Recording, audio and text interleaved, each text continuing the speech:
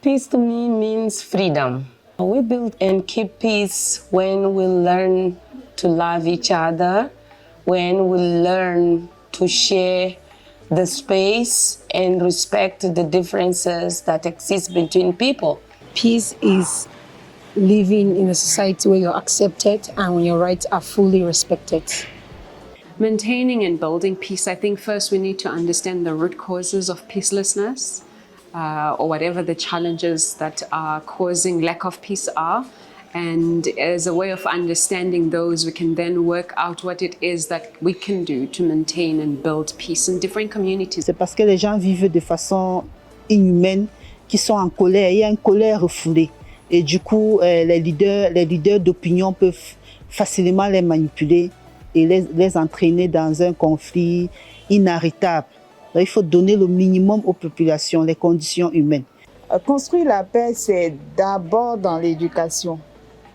Il faut faire en sorte d'éduquer les hommes et les femmes à savoir gérer les conflits, à savoir gérer les frustrations, à savoir en parler, à savoir dialoguer pour ne pas accumuler des frustrations qui débouchent sur des situations de violence. True peace comes from communication with humanity and communication with Mother Earth. When we are friendly with the environment, we can build peace with one another. If we use gender equality, gender equity, and feminism theories together, we are likely to have lasting peace-building results. So feminism puts into account the different diversities of people.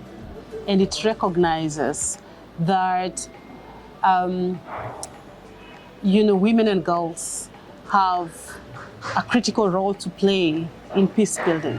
By recognizing that power has to be understood as a shared resource that we all must feel a sense of having, is what makes feminism the best tool towards peace.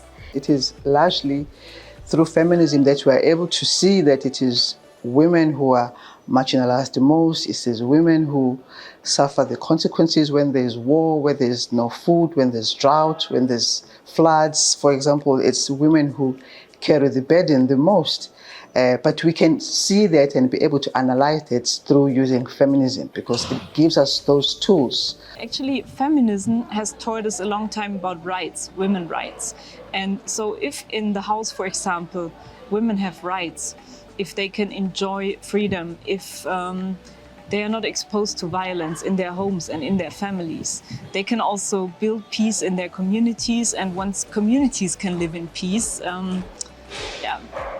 we are less prone to conflict. Feminism is bringing a different lens. Feminism is telling us that we need to have an intersectional approach when we look at peace negotiations, when you look at peace situations or war.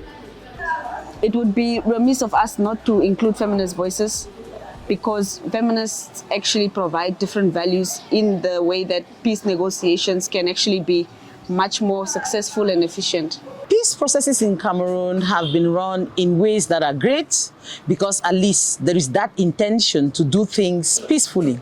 However, it has a lot of limitation because it is yet to consider the diversity that is on the ground.